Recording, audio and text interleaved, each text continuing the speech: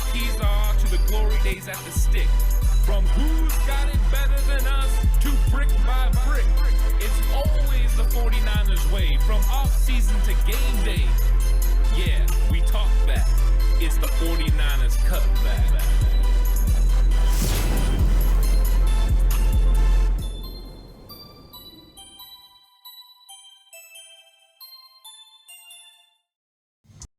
It's 49ers Cutback podcast time. Welcome to the show, everyone. Bubble. That's what we're talking about again. It's bubble players. Of course, the last episode we talked about bubble players on offense. Today it's going to be defense. On offense, there's a lot of interesting positions like wide receiver that have multiple players on the bubble battling for one potential spot.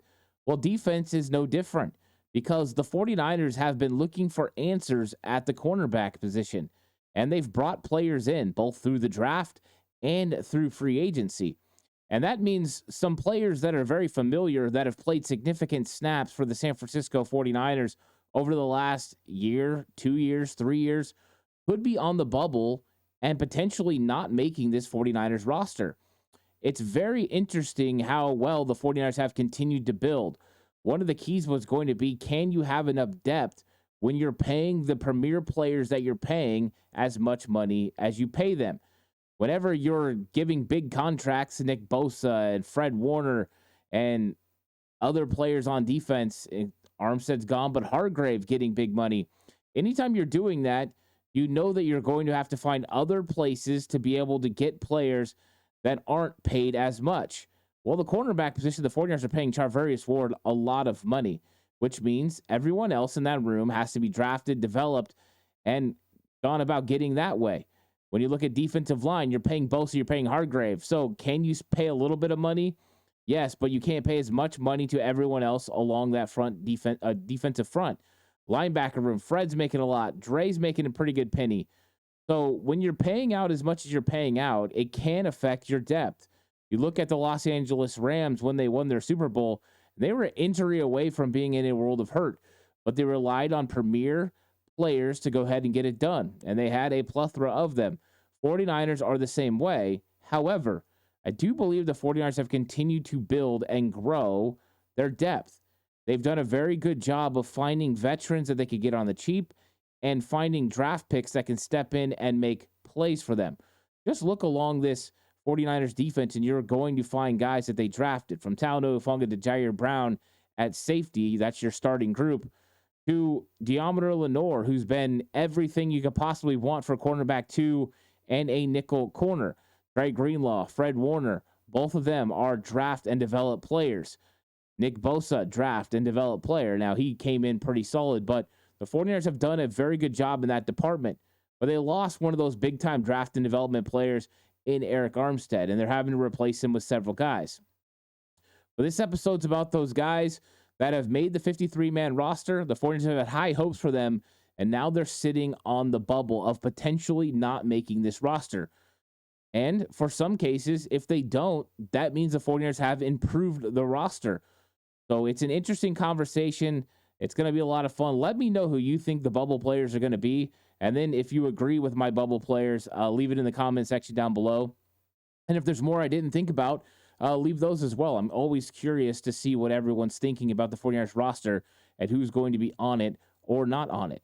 Like and subscribe to the channel if you feel that I deserve it. And I really appreciate those that have liked and subscribed. It means a lot. If you're listening audio platform, 49ers Cutback on Believe, which is available on all streaming. So it's audio, all audio platforms. You're listening on, Spotify, Apple Podcasts. Really appreciate everyone that listens. Thanks so much. If you have the time, give it a 5-star rating. That means a lot, and it goes a long way to helping get this show out to other 49er fans so they can hear it. And if you're going to bet with Bet Online. Bet Online is your number one source for NBA and NHL playoffs this season. Every stat, every matchup, and even live odds while the games are being played. When the game's over, head on over to our online casino and get in on a game of blackjack or poker, or unwind with one of our over 150 slot games. Head to the website today to get in on the action. Don't forget to use the promo code BELIEVE. That's BLEAV for your 50% welcome bonus on your first deposit. Bet online, the game starts here. So these bubble players, I kind of alluded to it. The secondary, and especially the cornerback position, is going to be a position where the 49ers are going to have to make some big decisions. One thing they wanted to make sure they did was not run into the same circumstances they ran into in 2023. As the season progressed in 2023, not only did Ambry Thomas get hurt and injure his hand, have to go on IR for a little bit, but also when he came back, he wasn't the same player. And the 49ers were looking for help when it came to the end of the season and playoffs. They were signing guys off the street, including bringing back Jason Verrett after he had been on Houston Texans practice squad. And they were really high on him. But once again, a season-ending injury. So the 49ers, what do you do at cornerback? Yes, you can address it in the draft, and they did, bringing in Renardo Green. And that was a great pickup. The guy with position versatility to move inside and out. That'll put some guys on notice if that was the only move you made. But they didn't stop there because they also signed Isaac Yiadom. And at first, everyone's like, Isaac Yiadom? Who's that? But then when you go and you look at Isaac Yiadom and what he did in New Orleans in 2023, you see a guy who started 8 games because of an injury to Paulson Adebo, and he played really well. He definitely has the proper length. He does a good job of recognizing route concepts. He's able to flip his hips pretty good and run with receivers. He gets in and out of breaks really quick and drives on footballs. I think he's a solid upgrade over Ambry Thomas potentially. So bringing in Isaac Yiadom made sense, especially when you find out that him and Staley were together when Staley was coaching in Denver. That's where Isaac Yiadom got his start. And we know that Brandon Staley has spent time in Denver as a linebacker coach and an outside linebacker coach, but he also has been very fluid with how he works with each one of the groups. So he had a familiarity with who Isaac Yiadom was, and he would know if Yiadom was going to fit the new hybrid style of defensive secondary that they're going to run, where they use a lot of the principles of what you were going to get, with what Brandon Staley runs and the principles that he runs in that the Vic Fangio type scheme, and also what you're going to get from Nick Sorensen and the cover 3 scheme that came over, with D'Amico Ryans and Robert Saleh and that group when they came over and they brought that style. So you're going to get kind of a mixture of two, and Isaac Yiadom, the belief is that he's going to fit nice. Now, they didn't stop there in free agency, though, because they brought in Rock Ya-Sin. And Rock Ya-Sin is a player that's been around a little bit, but he's been in some good places and played pretty well. Over the last couple of years, he's dealt with a knee injury, and I'm not sure he was 100% last year when he played for Baltimore. But he was on Baltimore's 53-man roster. He's a guy with a tremendous amount of upside. He was drafted in the second round of the 2019 draft, just a couple of picks ahead of Deebo Samuel. He was in Indianapolis. He played pretty well there, went to the Raiders, played okay there, and then he landed on Baltimore. But the injuries have been the concern. Early reports from OTAs are he looks pretty good. So does Isaac Yiadom. So that puts an emphasis on the other cornerbacks to be able to play well. And the first guy who's going to be on the bubble for me is going to be Ambry Thomas, who I alluded to. Because Ambry Thomas's role within the 49ers defense was to be the cornerback 3, the first guy in to play the outside when Demo had to slide inside. Well, he just didn't live up to expectation in a lot of sense. Were there some times where he flashed? Absolutely. Pass breakups, interceptions would come up sometimes in the run game. But then there were so many questions as well. Sometimes he played too far off, gave too much cushion, allowed catches underneath when he shouldn't have, would jump on double moves and get burnt deep. There were just some big mistakes by Ambry Thomas throughout the year. Plus, his physicality definitely dried up. After he injured his hand, he was not the same physically as he was early on in the year. He would go look for contact. In this case, he wasn't looking for contact. So Isaac Yiadom appears to be a real upgrade at the spot as cornerback 3. Now, if Renardo Green plays nickel corner and starts at nickel corner, of course, that means Deommodore Lenoir is going to play on the outside and stay on the outside. So that's something entirely different. But the signing of Isaac Yiadom put Ambry Thomas potentially on the bubble because he doesn't have position versatility that Renardo Green has. He doesn't have position versatility that some of the other guys, like potentially Rock Ya-Sin, have, that Darrell Luter Jr. potentially has. So he's an outside corner and only an outside corner. And if he's not better than the other guys at playing outside, he doesn't really have a leg to stand on. He's also not a great special teams player. But I think it's going to be difficult for Ambry Thomas to make this roster. What was once thought to be a promising young player who got a lot of snaps in his rookie season in 2021 now looks like it could be the end of the road in San Francisco. Now, it's still got to go get proven on the field. Just because guys got signed and have looked okay in OTAs doesn't mean anything when it comes to play on the field. But Ambry Thomas knows his back is against the wall. If ever there was a time to come out fighting and put your best foot forward and play like you've never played before, it would be now. Because if he doesn't, he's going to end up off this roster, and the 49ers will be going with other players, like players they brought in, like Isaac Yedem and Rock Ya-Sin. So, first player on the bubble, Ambry Thomas. Second is going to be Sam Womack. And people have been really, really high on Sam Womack. And, Womack looked good in his rookie season.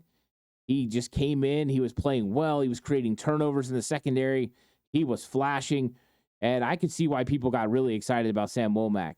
And he looked like a guy that could play the nickel position, change of direction, good speed, able to get his hands in there for pass breakups, could drive on the football.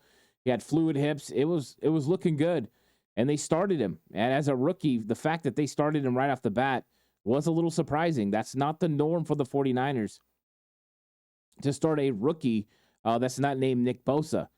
And he got the start, and he went in there, and he played good in coverage. But in run fits, he absolutely struggled. And it was by week 2, 49ers were ready to move on from Sam Womack, and they went to Deommodore Lenoir. And Lenoir had been thought to be a disappointment before this happened. Lenoir stepped in. Lenoir played well. And he played real well. He helped in the run fits. He got physical at the line of scrimmage. And the 49ers felt like they had their nickel corner of the future. And then fate happened. Emmanuel Mosley goes down with a knee injury. He's out for the year, even though he was playing fantastic. And Deommodore Lenoir moved to the outside. Well, when that happened, you would think, oh, that opens the door for Sam Womack to go back in. He's going to play better. He's going to understand he needed to be better. But he never went back to the nickel role. Those 2 games were all they needed to see from Samuel Womack. And they haven't been willing to put him back at the nickel, which makes it difficult. He becomes an Ambry Thomas style of player playing on the outside. Here's the problem for Womack. I don't think he's ever looked as good playing on the outside as he did when he played on the inside in coverage, which is a problem. Because if you can't pass Ambry Thomas, how are you going to pass the other guys if they're potentially ahead of him? So this is Sam Womack's on the bubble. His back's against the wall the same way Ambry Thomas is. And right now, he doesn't have position versatility to help him be able to move in. When you look at last year and how that season ended for Sam Womack, it ended with him being on the inactive list. This is a really, really good special teams player. The way that Ambry's not a great special teams player, Womack is. Womack's a really good special teams player. So the fact they left him off the postseason roster and didn't play him in games, and he's that good at special teams, displays how uncomfortable they were with him at cornerback. And he's still got a chance to compete. He's still got a chance to go in there and prove he's a dog and show the things that we really liked when he was a rookie. But him and Ambry Thomas are on notice. 49ers have drafted cornerbacks in every single draft. Well, this year, they got a guy early. Normally, 3rd round and beyond. This year, Renardo Green, 2nd round. And it was as close as you can get to the 3rd round as possible, the last pick of the 3rd round. But that's an investment. So Sam Womack was in Renardo Green's shoes a couple years ago, and he wasn't able to live up to expectations. Renardo Green is a little bit of a different player when it comes to physicality. So Womack and Ambry Thomas, they're on the bubble. There's good players ahead of them. There's young players. The 49ers want to see what they got. And one of those young players is Darrell Luter Jr. And I had to put Luter Jr. on the bubble. I didn't really want to put him on the bubble.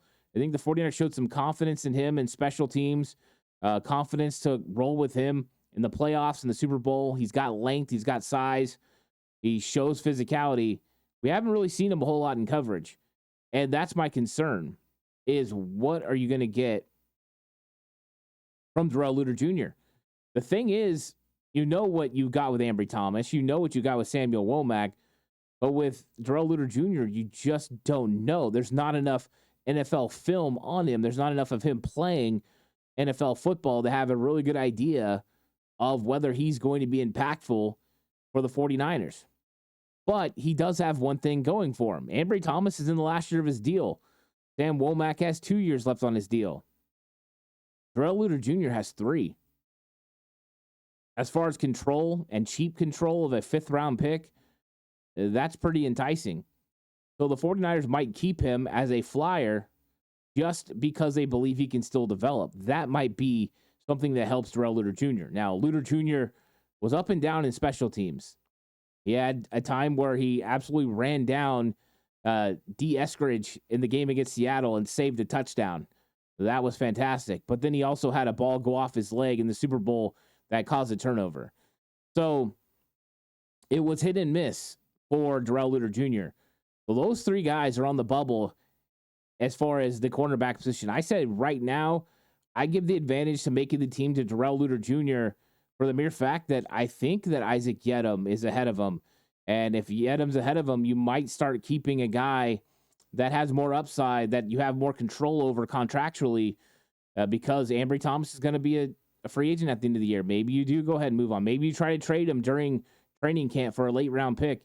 It's going to be interesting. And with Womack, we need to see the rookie Womack, the guy that was flying around making plays in the secondary. He needs to get his hands on the football all through training camp in the preseason.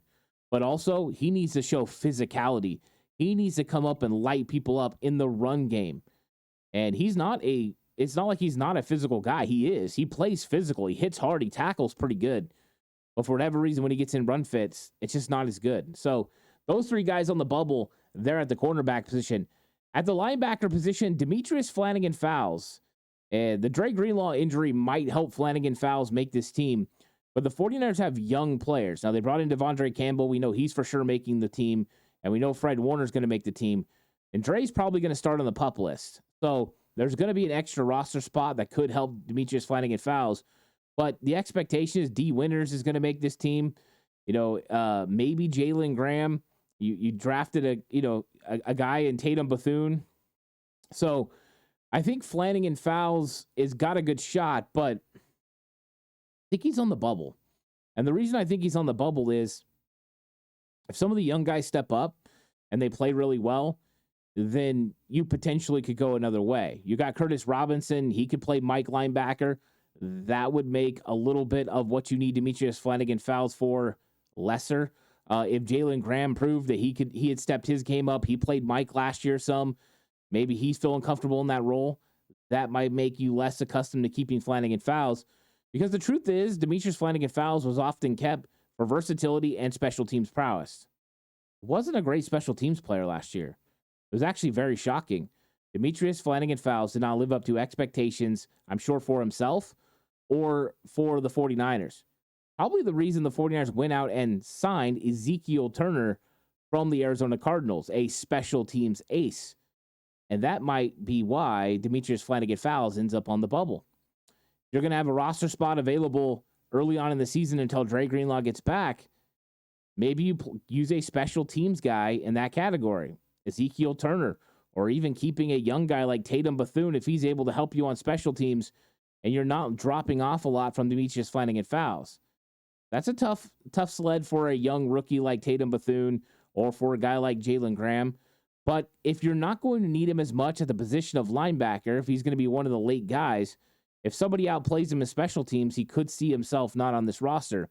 And I know he signed a good contract and there's money there to keep him on the team, but it doesn't mean that's the case because young guys step up all the time. And I want the young guys to step up.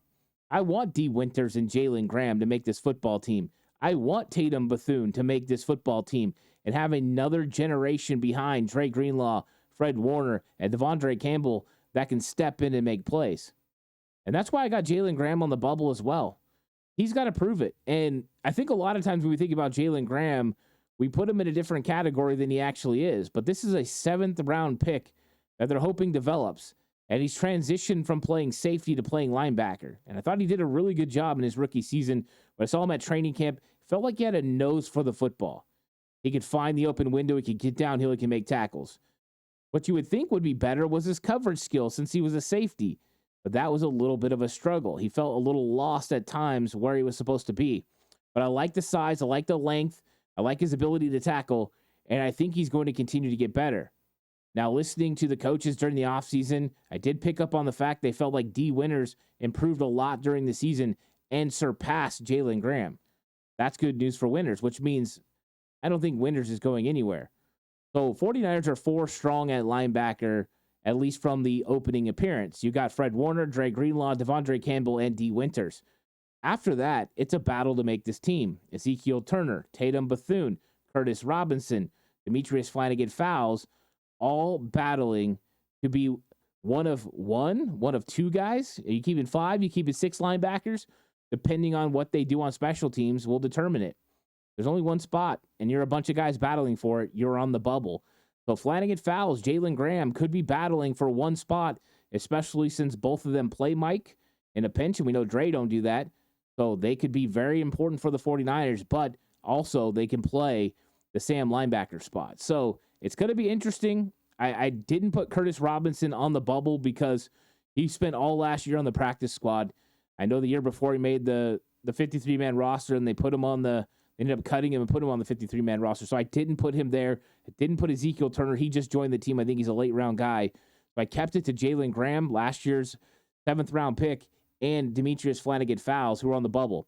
Now, another big bubble position, defensive line. And the guys who are on the bubble, it's insane to think that they're on the bubble. Going into last season, I wouldn't have thought it. But Drake Jackson had a disappointing 2023 season. I don't think there's any other way to describe it. And it's not like he didn't get started in the right direction. I mean, there was all the conversation about him, working out and lifting more weights than he ever lifted. It actually sounded like he hadn't been in a weight room much in his whole life. But he was getting stronger, and he looked bigger, and that's all good news. That's what you want. Felt like he was putting in the work. He was putting in the time to be that premier pass rusher opposite of Nick Bosa. Get to the Steelers, he gets 3 sacks. You're like, hey, here we go. Here we go. Drake Jackson, going to be a guy.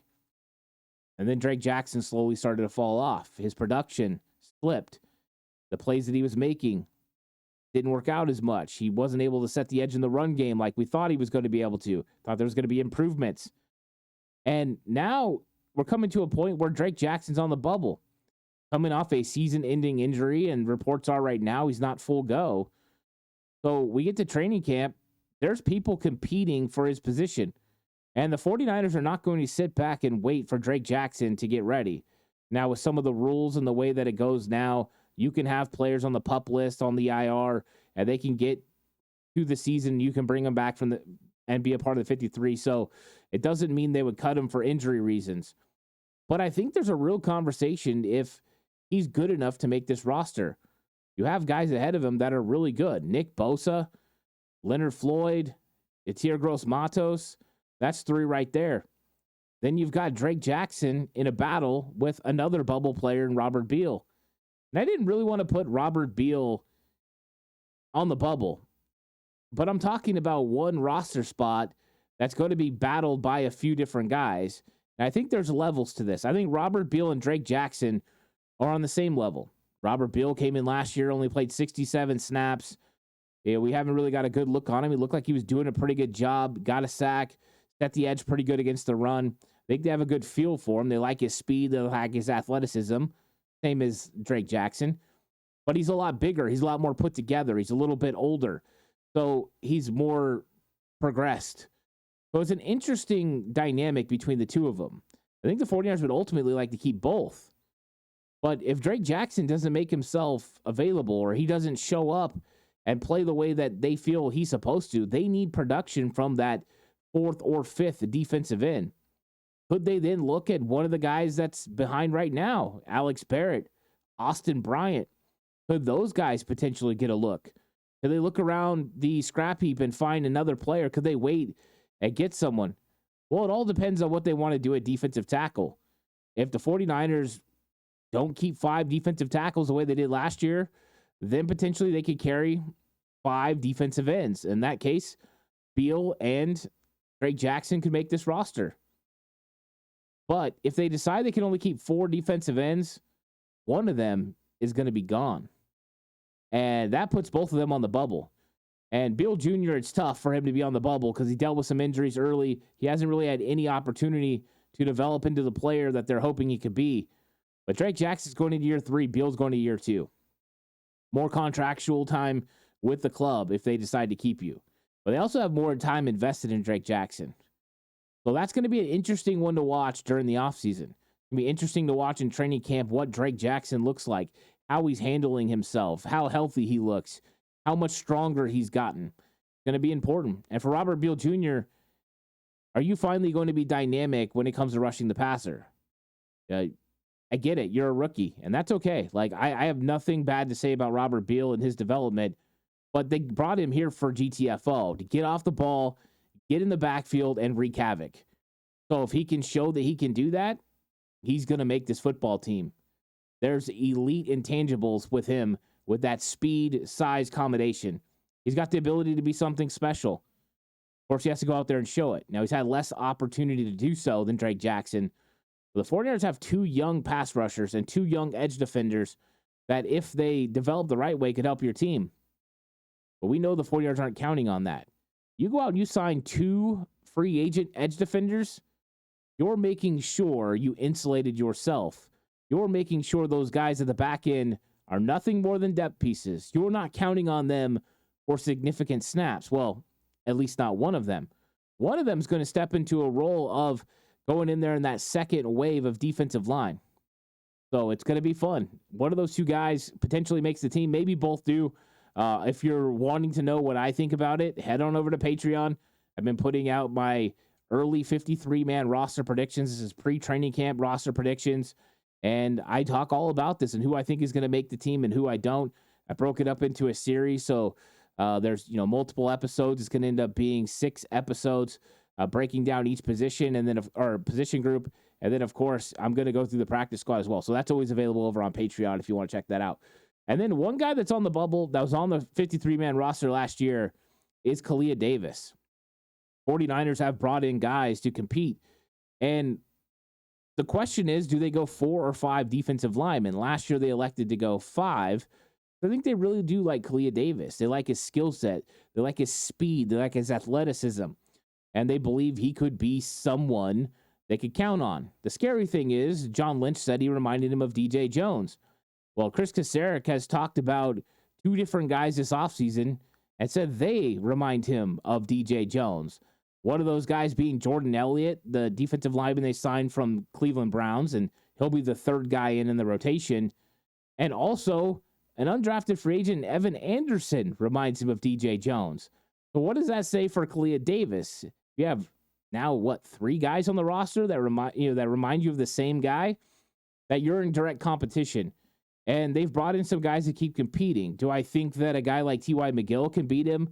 No. But you have other guys that you're bringing in, like Shaquille Brown. Potentially, they like him a lot. So he's going to get some competition from the back end, but his biggest competition could be that the defensive ends outplay the defensive tackles, and the 49ers elect to keep 5 defensive ends while only keeping 4 defensive linemen. Could Kalia Davis beat out Kevin Givens? That's going to be tough. Kevin Givens has been playing in this rotation. He's been comfortable within this rotation, playing in the exact spot. And the 49ers know they're going to get what they're going to get out of Kevin Givens. Is it top shelf? No. But right now, can Kalia Davis become a better option? I think that's the big question. And it's going to be tough because I haven't quite seen him develop into the player they're hoping. Deals with balance issues a little bit. He's a guy that can create havoc in the backfield if he gets back there. But good snaps against the Eagles. 18 good snaps. After that, it wasn't as good. I haven't seen him be able to disengage from offensive linemen or make the plays he needs to make. So Kalia Davis is on the bubble. The 49ers defensive line's got some good young players that are going to be pushing him from the backside, and then he's got to catch Kevin Givens to make sure he makes this roster. I'm not sure the 49ers carry 5 defensive tackles this year. When you have a guy like Yatir Gross-Matos who can play inside sometimes in the Charles Omidihue, Arden Key role, there's not as significance, not much as much significance on a fifth defensive tackle. So we'll see. I mean, 49ers could have elected to keep 10. We'll see. So the guys on the bubble on defense, Ambry Thomas, Sam Womack, and Darrell Luter Jr. at the cornerback position, Demetrius Flanagan Fowles, and Jalen Graham at the linebackers, and then Drake Jackson, Robert Beal at the edge rush, and Kalia Davis at D tackle. Let me know what you guys think about that list, and would you put anyone else on the bubble? I'm curious who it would be, and hey, do you think Kalia Davis is ahead of Kevin Givens? Hey, maybe that's the case. Whatever it is, but like and subscribe to the channel if you haven't already. Really appreciate it. If you're listening to audio platform, 49ers Cutback on Believe, please give it a 5-star rating. This episode was brought to you by Bet Online. The game starts here. I'll catch you guys on the next one. Until then, stay safe. And remember, the right way is always the 49ers way.